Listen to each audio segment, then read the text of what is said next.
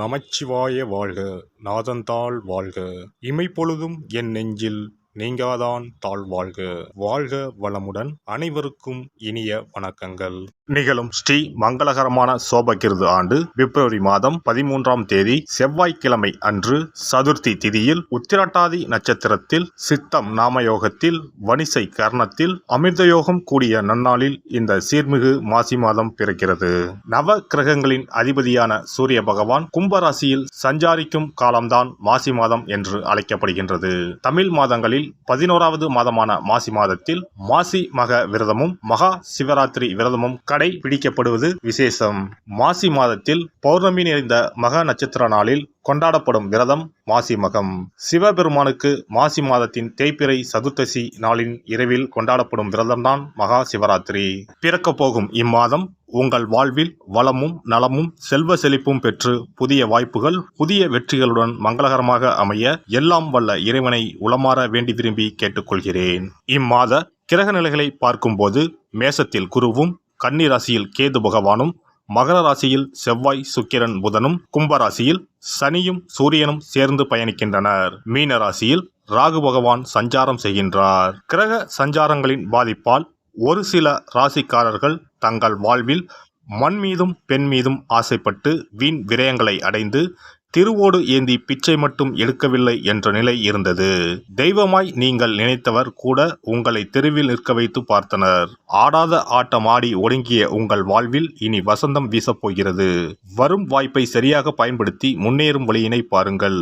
மீனராசி அன்பர்களுக்கு பூரட்டாதி 4ஆம் பாதம் உத்திரட்டாதி ரேவதி நட்சத்திரத்தில் பிறந்தவர்களுக்கு கிரக ஓலைகள் ஒரு பக்கம் நன்மைகளை வழங்கக்கூடிய அமைப்பிலும் மற்றொரு பக்கம் மன இறுக்கத்தையும் மிகப்பெரிய செலவுகளையும் புதிய நபர்களால் விரயங்களையும் ஏற்படுத்தக்கூடிய சூழலிலும் சஞ்சாரம் செய்கின்றன. ஆனாலும் எவ்வித பாதகமும் இல்லாமல் தான் மாதம் நகரப் போகிறது. மாத தொடக்க நேரத்தில் ராசிக்கு 12இல் சூரியன் சனி சேர்க்கையும் ராசிக்குள் ராகுவும் ராசிநாதன் குரு 2ஆம் இடத்தில் நிற்பது அற்புதமான உயர்வு அதிர்ஷ்ட அமைப்பு. இதனால் மாதம் தொடங்கி 13 தினங்கள் முடிவதற்குள் பெரிய மாற்றம் ஒன்று ஏற்படும். அன்றாட வருமானம் உயர்ந்து சேமிப்பு அதிகரிக்கும்.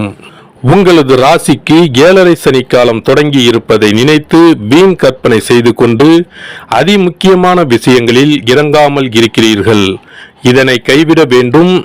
7.5 சனியில் விரயசனி நடப்பது உபயோகமான பெரிய செலவுகளை வீடு கட்ட வீடு வாங்க புதிய மண்மனை அமைத்து கொள்ள என மாற்றிக்கொள்வது நலம். ராசிக்கு யோகாதிபதியான செவ்வாய் கிரகம் மாத தொடக்க நேரத்தில் உச்சமாக 11ஆம் இடத்தில் அமர்ந்திருக்கிறது. குடும்ப ரீதியான அத்தியாவசிய கடமை விஷயங்கள் பற்றாக்குறை ஏற்படாமல் நிறைவேறும். ஆரோக்கியம் திருப்தியாகவே நகரும். வாழ்க்கை துணையின் இல்லத்தாரின் தேவை ஆசை விருப்பங்களை பூர்த்தி செய்து ஆச்சரியத்தை ஏற்படுத்தப் போகிறீர்கள். திருமண சுபகாரிய விஷயங்கள் சாதகமான முடிவை ஏற்படுத்தும். கொடுக்கல் வாங்கல் மற்றும் நாணய சம்பந்த பிரச்சனைகள் சிக்கல்கள் தீரும். வெளியூர் வெளிமாநில அயல்தேச தொழில் முதலீடு வியாபார திட்டங்கள் திட்டமிட்டபடி நிறைவேறும். இம்மாத செவ்வாய் மற்றும் ஞாயிற்றுக்கிழமைகளில் விசேஷ உயர்வு சம்பவங்களும் எதிர்பாராத பண வரவுகளும் கைக்கு வரும். இம்மாத 1, 9, 13, 27, 29வது நாட்களில் எல்லாம் பொன் பொருள் ஆடை ஆபரண சேர்க்கைகளும் சொத்து பத்து சேர்க்கைகளும் ஏற்படும். வாழ்க்கை துணையால் ஆபரண சேர்க்கைகள் காத்துள்ளன.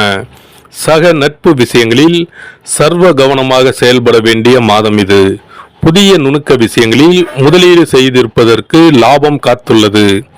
அயல் மாநில அயல் தேச பெரிய பட்ஜெட் சம்பந்த விஷயங்களில் துணிச்சலாக இறங்கலாம்.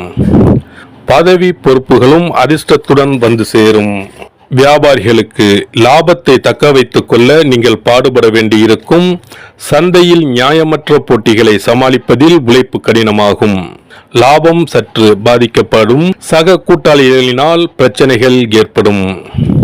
புதிய முதலீடுகளை கண்டிப்பாக தவிர்க்கவும். கலைஞர்களுக்கு வருமானம் அதிகரிக்கும். சினிமா துறையினருக்கு படங்கள் வெற்றி பெறும். அரசாங்க சலுகைகளும் கை கொடுக்கும். அரசியல்வாதிகளுக்கு சில முக்கிய முடிவுகளை எடுக்க வேண்டிய தருணம் வந்துவிட்டது. தீர சிந்தித்து செயல்பட வேண்டும். மாணவர்களுக்கு படிப்பில் சிறந்த முன்னேற்றம் ஏற்படும். உடல் நலனில் கவனமாக இருத்தல் மிகவும் அவசியம். விவசாயிகளுக்கு விளைச்சலும் வருமானமும் எதிர்பார்ப்பை விட சற்று அதிகமாகவே இருக்கும். வயல் பணிகளில் அதிக நேரம் உழைக்க நேரிடும். விஷசந்துகளினால் ஆபத்து ஏற்படும். இரவு நேர வயல் பணிகளை தவிர்ப்பது மிகவும் அவசியம். ஆரோக்கியத்தில் கவனம் வேண்டும். கடன் கொடுப்பதையும் கடன் வாங்குவதையும் கண்டிப்பாக தவிர்க்கவும். பரிகாரம்: திருக்கடையூர் ஸ்ரீ அமிர்தகடேஸ்வரர் ஆலய ஸ்ரீ ஹாலசம்ஹார மூர்த்தியை வெள்ளிக்கிழமைகளில் வழிபடவும். சிறப்பு பரிகார கோவில். திருமணம் தடைப்பட்டாலோ அல்லது நீண்ட நாட்கள் திருமணம் ஆகாமல் இருந்தாலோ சிறுவாபுரி பாலசுப்பிரமணிய சுவாமி கோவிலை நாடினால் பலன் உண்டாகும். நம் பிரார்த்தனை நிறைவேற சிறுவாபுரி முருகன் கோவிலுக்கு தொடர்ந்து 6 வாரமும் ஏதாவது ஒரு கிழமையில், அதாவது 6 வாரமும் முதல் வாரம் வந்த கிழமையிலேயே தொடர்ந்து அடுத்த 5 வாரமும் வர வேண்டும். வரும் நேரமும் ஒரே மாதிரியாக இருக்க வேண்டும். காலை என்றால் ஒவ்வொரு வாரமும் காலையிலே வர வேண்டும். மாலை என்றால் ஒவ்வொரு வாரமும் மாலையிலே வர வேண்டும். திருமணம் ஆக வேண்டிய நபர் 6 வாரமும் வாரம் ஒரு நாள் என்று 6 தடவைகள் தொடர்ந்து வந்து சிறுவாபுரி பாலசுப்பிரமணிய சுவாமியை வழிபட திருமணம் விரைவில் அமையப்பெறும். திருமணம் ஆக வேண்டி ஆண்டவனிடம் பிரார்த்திக்க வருபவர்கள் வள்ளி மணவாள பெருமானுக்கு அர்ச்சனை செய்து வர வேண்டும். 6வது வாரம் 6 அர்ச்சனைக்குரிய பொருட்களுடன் வந்து மரகத விநாயகர், மூலவர், வள்ளி மணவாள பெருமான், அண்ணாமலையார், உண்ணாமுலையம்மை, ஆதிமூலவர் ஆகிய தெய்வங்களுக்கு அர்ச்சனை செய்ய வேண்டும். வள்ளி மணவாள பெருமாள் சன்னதியில் தரும் மாலையை திருமண மாலையாக எண்ணி அணிந்து 6 முறை ஆலயத்தை சுற்றி வர வேண்டும். பின்னர் மாலையை வீட்டிற்கு எடுத்துச் சென்று திருமணம் நடைபெறும் வரை பாதுகாத்து வணங்கி வர வேண்டும்.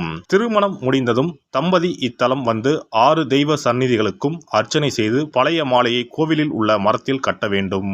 திருமணம் தவிர மற்ற வேண்டுதல்களான வீடு, பிள்ளை பேறு, செல்வம், நோய் நிவர்த்தி ஆகியவை பெற வருபவர்கள் மேற்படி முறைப்படி 6 வாரமும் மூலவர் சன்னதியில் அர்ச்சனை செய்து வர வேண்டும். 6வது வாரம் மூலவர் சன்னதியில் இருந்து பெற்ற மாலையை அணிந்து 6 முறை நம் வேண்டுதலை இறைவனிடம் முறையிட்டு வெற்றி வேண்டி ஆலயத்தை வலம் பெற வேண்டும். இத்தலத்திற்கு பிரார்த்தனை செய்து வருபவர்கள் 6 வாரமும் திருப்புகழ் பாடி இறைவனை வணங்க வேண்டும். எண்ணியதை முடிக்கும் எம்பெருமானை எண்ணி நம் மனதில் நம்பிக்கையை வளர்த்து கொள்ள வேண்டும். முதல் 5 வாரங்களுக்கு ஒவ்வொரு முறை வரும்போதும் 2 தேங்காய், 2 வாழைப்பழம், வெற்றிலைப்பாக்கு, பூமாலை 1 மற்றும் 2 எலுமிச்சப்பழம் கொண்டு வந்து வணங்க வேண்டும். 6வது வாரம் ஆண்டவனை வழிபட்டு அர்ச்சனை அல்லது அபிஷேகம் செய்ய வேண்டும். ஒவ்வொரு வாரமும் வந்து போகும்போது நம்மிடம் கொடுக்கப்பட்ட ஒரு எலுமிச்சம் பழத்தை வீட்டிலே வைத்து பூ வைத்து பூஜித்து வர வேண்டும். முதல் வார எலுமிச்சம் பழத்தை 2வது வார எலுமிச்சப்பழம் வந்தவுடன் எடுத்து கடல், கிணறு ஏதாவது ஓர் அசுத்தம் இல்லாத இடத்தில் சேர்த்துவிட்டு தற்சமயம் பெற்று வந்த பழத்தை மீண்டும் பூஜிக்க வேண்டும். இவ்வாறு 5 வாரம் செய்துவிட்டு 6வது வாரம் நாம் பெற்று வந்த பழத்தை ஈரம் படாது பாதுகாத்து நம்முடைய பிரார்த்தனை நிறைவேறும் வரை பூஜிக்க வேண்டும். இந்த பிரார்த்தனை பூஜை காலங்களில் நாம் அண்டர்பதி திருப்புகளை ஓதி வணங்க வேண்டும். நம் பிரார்த்தனை நிறைவேறியதும் சிறுவாபுரி வந்து 6 அர்ச்சனைக்கு உரிய பொருட்கள் வைத்து பால சுப்பிரமணிய சுவாமியை வணங்க வேண்டும். இங்கு உள்ள 2 முருகப்பெருமான் சன்னதிகளில் ஆதி மூலவரிடம் நம்முடைய குறைகளையும் தடைகளையும் நீக்க கோரி வணங்கி வர இன்ப வாழ்வு உண்டாகும். இத்தலத்தில் பிரார்த்தனை செய்து வருவோர்கள் முதல் வாரத்திலோ அல்லது தொடர்ந்து வரும் வாரங்களிலோ பலன் பெறுவது உண்டு. ஒருவருடைய நம்பிக்கை மிகுந்த பிரார்த்தனை அவரின் காரியத்தை மிக விரைவில் முடித்து வைக்கும். எல்லாம் வல்ல இறையருளால் நீங்களும் உங்கள் அன்பு குடும்பமும் உடல் நலம், நீலாயுள், நிறை செல்வம், உயர் புகழ், மெய்ஞானம் ஓங்கி வாழ்க வளமுடன். இந்த வீடியோ பதிவு உங்களுக்கு பிடித்திருந்தால் லைக் பண்ணுங்க, கமெண்ட் பண்ணுங்க, ஷேர் பண்ணுங்க, மறக்காம சப்ஸ்கிரைப் பண்ணுங்க, பக்கத்துல இருக்கிற பெல் பட்டனை கிளிக் பண்ணுங்க. நன்றி, வணக்கம். ஓம் நமச்சிவாய. சிவாய நம.